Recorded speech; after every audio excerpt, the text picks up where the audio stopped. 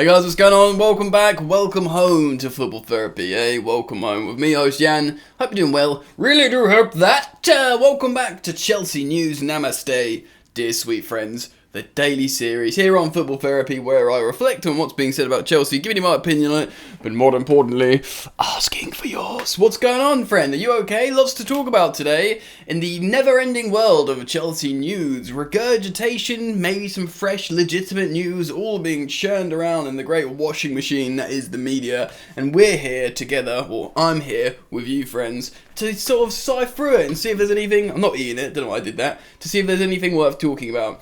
And to me, there is a lot of things worth talking about today. I want to talk about Tuchel's comments on Saul, his place in the Chelsea team. Potentially devastating news if we are to believe the headlines that Liverpool have swept in for Jules Kounde and willing to pay his full release clause, something that Chelsea would not. And he's willing to go to them. We'll talk about that. Forwards, Chiesa, Ousmane Dembele. Chelsea went in for Kingsley Coman recently with Man City. Oh, lots to get into, dear friends. Please ensure that you drop a like on the video to show your sweet, loving support for Football Therapy here. And of course, you're all welcome to subscribe should you want to. And if you do, make sure all notifications are turned on when you hit that bell, baby. Right, so let's start with Saul Niguez. I want to talk about it because the second part of the post-match press conference from Thomas Tuchel was released yesterday. And he spoke about Saul... not at length, but for a decent amount. For a long time, you and I, friends, watched Saul for Chelsea and thought, well, this once great European player is clearly not going to shine. I had friends that really thought he might have muscled his way into the midfield, and us signing him permanently was sort of, not formality, but felt like it was just going to happen. Probably felt like it was going to happen more confidently almost than Mateo Kovacic. Possibly because we've had that positive experience with Mateo Kovacic when we signed him permanently from Real Madrid. Maybe you thought, well, clearly we're just smart with those midfielders. Saul is going to be the same. He had been so good at points for Atletico Madrid. Tuchel has claimed he's wanted Saul, not just at Chelsea, at previous clubs as well. With signing this guy's going to be a formality. He's going to be amazing. He's younger than Jorginho and Kante. The rest is history, and of course we know he dropped an absolute stinker in his debut, and plenty to follow. In different positions looked really poor, but has looked better, and has looked better in his preferred position of midfield. That's where Saul wants to play, remember. He doesn't want to play wing-back like he had been at Leti, and like he has been a couple of times at Chelsea. And yeah, he looks a lot more like the player he can be. He's from the school of Simeone, he can put in a tackle, he's got a good passing range, and... I'm not saying we are going to sign him now for sure. I still think Chelsea's first choice desirable targets remain Declan Rice and Aurélien Tchouameni from Monaco. So, with those two are the choices. But in terms of the trajectory of Saul, the Paella Balak, if he just keeps improving and settling and speaking better English, and who knows where his ceiling is by the end of the season, we might be at the point where Chelsea and Tuchel, and indeed Saul himself, all readdress the situation, and he thinks, you know what? I'm here to stay, boys. Don't rule it out. Anyway, Thomas Tuchel said, look, he's feeling more confident, he's feeling more fit now. He said in his interview to Chelsea when he first touched down that he was feeling nervous. Excuse me, which is a weird thing to say, isn't it? Like, just say you're excited and, but he looked nervous. And he looked nervous not just in the interview, but at Chelsea. He's settled now a little bit more, and I think that's paying dividends on the pitch. So let me know your thoughts on Saul. I really am interested in the sort of collective fan opinion on Saul Niguez in terms of where he is at Chelsea and where he could be. Alright, before we talk about Jules Kounde, which is probably the big story of today's video, so hang tight, sip your drink, get comfortable. Let's talk about forwards, because Chelsea have been linked with many different forwards that they've bid on, like Federico Chiesa. We put in a €85 million bid in the summer for Federico Chiesa, who is now gone and done his ACL and could be out for a long time. This affects Chelsea because if we were looking to buy him in the summer, he might only be just coming back from an ACL, and you don't know how, they're going to recover from sort of things like that. You also, his form would have dropped, and because he's not playing football, so there's a lot to take into consideration. I do want to talk about Ousmane Dembele in just a moment. Chelsea and Man City both contacted Kingsley Coman of Bayern Munich, who's been around for ages and played at a lot of top-tier clubs. Of course, a very good winger. Just another example of a wide forward that Chelsea have approached. It's pretty mad that Man City have approached him. Maybe this was before they signed Jack Grealish for £100 million, possibly. But yeah, so he's been contacted. I guess was he at Bayern Munich when Pep Guardiola was there, or was he? Because I know he's played at like PSG and I believe Juventus. Correct me if I'm wrong. I might be wrong. I'm often wrong. So I know he's played around at a few different big clubs. So I don't know if his paths have crossed with Pep Guardiola. Maybe that would be why he wants him at City. Certainly he'd be well aware of him. So Chelsea have looked at Federico Chiesa, actually put a bid in for him, a gargantuan bid at that, and now he's had this like really bad injury. I doubt there'll be necessarily a big blockbuster move for him in the summer. Kingsley Coman, how would you feel about bringing Kingsley Coman to Chelsea, guys? He is a good player, but he's another one of these like, yeah, he's quite good. I personally don't think Kingsley Coman is as high octane and direct as Federico Chiesa. I see Federico Chiesa as more as like a sort of closer to Pulisic when Pulisic's in his prime and actually healthy. I do want to spend a second now and talk about Christian Pulisic because he was so good at a period of time for Chelsea. Obviously, I know, Project Restart Frank Lampard, that was that period where he's scoring great goals. Right up to, though, I'd argue the FA Cup final that we lost against Arsenal that we probably should have won. Mateo Kovacic was wrongly sent off by Anthony Taylor. We all remember that. We missed some chances. I say we should have won. You got to take your chances. We didn't play well enough to win it, in Frank Lampard's words. But Pulisic scored the goal, our only goal in that final. We lost 2-1. And he went off with a hamstring injury. And it was a great goal. And he was in an excellent run of form, Christian Pulisic. And I personally don't think Pulisic has been the same since that hamstring injury. I was listening to Simon Johnson of The Athletic talk about this on the Straight Out of Cobham podcast, talking about when we recently played against Liverpool and he got into that foot race with Kounde and he's like he didn't even like bother. It looked like he was fearing for his hamstring. When you're this sort of explosive high octane player like Pulisic, and that's like his best attribute, and in what is a good array of positive attributes, when you don't trust yourself for that explosivity, then I do worry for him. Anyway, so in terms of that's his player profile, I think it's quite close to Federico Chiesa. Chelsea clearly considering new options for wide forwards, whether they're going to think it's just time to sell Hakim Ziyech. But now we look at, if Tuchel is to alter formations a little bit more and consider a back four formation, not necessarily as a permanent switch, but as a viable alternative for Chelsea in different games, depending on opposition, one of the first players you want to keep on that roster is Hakim Ziyech, because him on that like conventional right mid / right wing playmaking, he runs the game and he's like man of the match vibes. Do you know what I mean? So, but do you keep a player that's 28 going on 29 just as like an alternative formation player when you could probably still make 35 million, make your money back on him from Ajax, and then maybe you could try and buy something that fits you more full time. Similarly with Pulisic, I don't know if Pulisic's happy to play a rotational role, to play a versatile role. I think he'll stay. It's similar with Timo Werner, although personally I think when it comes to Timo Werner, he might be too good to not sell. And let me explain that. Tuchel would be like, yeah, he's really hardworking. Yeah, he can run the channels. Yeah, he can be a useful asset for us. And we could use him for a while, and and he'll be useful. Or we could sell him for, 50 million pounds or something. Which sounds like, it might be a lot for a guy who's missed a lot of chances. But he's in his prime. He was top for assists and goals for Chelsea in all competitions last campaign. It won that we won the Champions League. And he's got a really excellent footballer profile in the terms of he works really hard. He doesn't complain. He's a good guy. He's got a good character. And ultimately, he does score goals when he's in the zone. So maybe a Bundesliga club will be like, yeah, we'll have some of that, you know.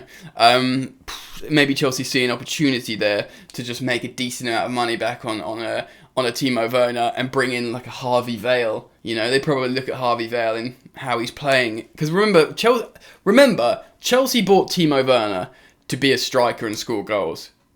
I know it's hard to sort of think about that now. Yes, he's been excellent for us not playing that role, and that's legitimate. He's been excellent for us playing off the left in terms of running the channels, decoy runs, pressing the opposition, working the opposition defence. He's been very useful. He got a lot of assists. He won so many penalties for us in his time at Chelsea. So that's all really useful in the attack. Like, he's ultimately been this player that you want to start and you want to play, and, you know, we won the Champions League and it's great. But, you know, make no bones about it, we bought Timo Werner to play down the middle and score more goals, because Tammy Abraham scored 15 Premier League goals, which in hindsight is actually pretty darn good. And they were like, yeah, we want someone, if someone's going to get that much game time, we want that to be sort of like 22 to 27 or something. Do you know what I mean? And we can make signings now, so let's buy Timo Werner. He scores loads of goals as a striker. So that was the idea, and it didn't really work out that way for us. So Chelsea will look at the position he's been playing in, like a wide forward, and be like, right, well, let's, you know, get someone that's closer to that dynamic, a Hudson-Odoi, a Chiesa, you know, someone who's going to natively sit in that position a little bit better. Do you know what I mean? And with that, you know, a Harvey Vale or someone who's going to play wide in the front three, coming through the academy. Let's make a lot of money on a high-profile player who's just won the Champions League and still should retain value in Timo Werner. So I don't want to talk about Timo Werner and Pulisic too much, and Ziyech, apparently I'm going through the whole friggin' roster here. But I do want to speak about Ousmane Dembele. Yes, your natural inclination, friend, watching this would be like, oh, why would Chelsea want another, like, you know, player that's just going to spend all his time on, you know, in the physio bed or whatever, do you know what I mean? Like another super injured player. And that might be true. I don't think he's had mega injury problems lately. He is a very, very talented player. People forget how young Ousmane Dembele is. Let's just quickly double check on transfer marks his stats, because he is still very, very young. He's 24 years old, man. He's been around forever and he's only 24. Because he's a right winger, left winger, can play on either side. Yeah, people forget as well that he had his most explosive season at under Thomas Tuchel. He had one season under Thomas Tuchel at Borussia Dortmund, and he ended up getting sold to Barcelona for £130 million.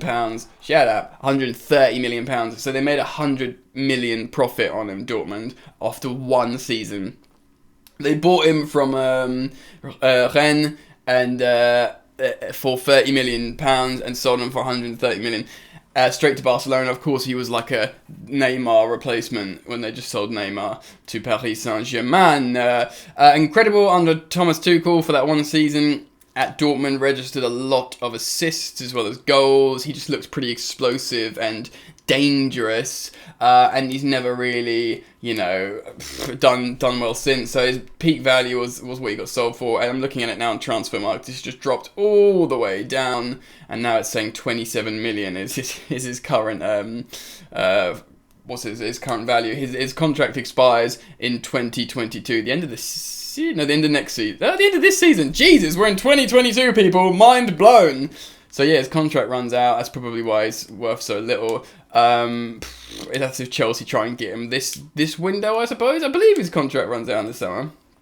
Looks like that. Maybe there's a what's it called, like an extension option for Barcelona where they can just trigger 12 months.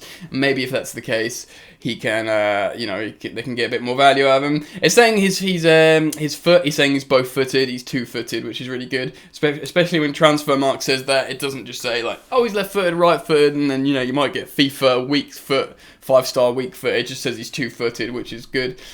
It's one of those situations that if Thomas Tuchel, the Chelsea manager, truly wants him and he's like, I know how to get the best out of this guy.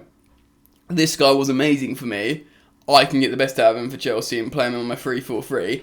And Chelsea, you can buy him for like, not much money. Do you just do it? Do you back it? Surely it will be on the condition of Chelsea selling a wide forward. Do you know what I mean? Surely it will be on the condition of that. We'll have to see, though. I'll be keen to get people's thoughts and opinions on Ousmane Dembele. Yes, your first inclination is going to be to say, well, he's injured, but if he's not, then there could be an option. Do you know what I mean? It could be an option. I'm trying to look for... I don't think he's injured at the moment. We'll see what happens there. Anyway, let's talk about... We've been speaking for ruddy ages, so let's quickly talk about Jules Kounde, because this is an important story. I'm going to read you a quote off Team Talk, and then we'll discuss the ramifications and whether we believe this or not. Report claims £75 million La Liga star has accepted shock offer to join Liverpool over projected Chelsea move. Liverpool are reportedly looking to beat Chelsea to the signing of Sevilla centre-back Jules Kounde, with the player said to have agreed to the switch. So before I read on, and before we get where this is coming from, Jules Kounde had accepted personal terms with Chelsea, and he wanted to go with Chelsea. And it was so... And this isn't up for dispute, this is non-negotiable, because he himself has already said in an interview this season, I was upset about my failed move to Chelsea. So it's that it's legitimate. That's the situation. He agreed to join Chelsea. Chelsea agreed to pay him. It was all agreed between club and player until Sevilla moved the goalposts and decided to up their price again. I think, personally, I speculate that they did that after Chelsea sold Kurt Zouma because they thought they had our balls in a vice, which they didn't. And fortunately, Trevor Chalobah emerged and, we were fine. Let's read on. So, according to El Nacional... klaxon alarms going off. El Nacional is a Spanish publication that I personally don't think is very reputable. But let's read on. Jurgen Klopp's men are willing to activate the release clause worth €90 million, brackets £75 million, to sign the French centre-back in the January transfer window ahead of the Premier League rivals in West London. Now, Liverpool are known to pay a lot of money for a player they really want and think they really need. Two prime examples of that would be, of course, Alisson, when they bought him from Roma as a goalkeeper. Of course, they broke the transfer record for a goalkeeper to sign him. Of course, we signed Kepa days after for 71 million. I think Alisson was 65 million or something. Bearing in mind the transfer record prior to that, I believe, again I might be wrong, so feel free to correct me, was Gigi Buffon. In the early noughties for 30 or 35 million pounds, and he held the record forever because people didn't spend that much money on goalkeepers. So the fact the record was held for so long, and then suddenly Alisson and Kepa go for ridiculous money immediately afterwards is mad. Alisson is an example, and of course Virgil van Dijk. I think they paid 70 million for him, didn't they? Something similar, and They were adamant they wanted Van Dijk for a long time, and ultimately it was a good purchase because they won the Champions League and Premier League with him, and they'll argue that's an absolutely good return. And who knows, have they been chasing Kounde that long? Is he a Virgil van Dijk to them? I don't know. So let's keep reading on. On top of that revelation, the Catalan outlet also states that Kounde has accepted Liverpool's offer to head to Anfield this month. The 23-year-old has been tracked by Chelsea and Real Madrid for some time, with the Reds' admirers from a distance. See, I didn't know that. However, El Nacional states, again, if we are to believe this, Klopp wants to sign Kounde now. They just bought Konate, who's good, and they've got Matip and Gomez and Van Dijk and Fabinho, who can play in the back four. So I don't really know. The reason given that the German fears the defender will be snapped up by another club in the summer. What, like Chelsea? He was meant to be going to Chelsea last summer. So, Kounde has been outstanding for Sevilla side that currently sits second in La Liga table. Julen Lopetegui's men won the Europa League in 2020, with Kounde at the heart of their defence. Yeah, I don't really think about that. So far this season, the former Bordeaux man has starred in 17 league outings, during which Sevilla have kept 9 clean sheets, and the Spanish Giants have only let in 13 goals in 20 games. Pretty darn good for Sevilla. Of course, he scored a great goal as well. For their part, Liverpool are not short on centre-backs, precisely what I've just said, after Klopp's learned from what season's injury woes. Okay, yeah, so anyway, they've got loads of centre-backs, and this article I've just cited is by Rob McCarthy on Team Talk. Wow, I just realised how long we've been recording for. This is what happens when I drink coffee. Incredible. Guys, apologies that I've been talking for so long. been a long video. I just got really into it and I enjoyed it. Hopefully you did too. Mad situation though, absolutely mad. Let me know what you think, friends. Please do drop a like on your way out. Let's see if we can go over 3,000 likes. That would be nice. You can be part of that. Simply click a like. And let me know your thoughts on the way. 20 minutes. It's such a long video. Enjoy the football, friends, and I'll see you later.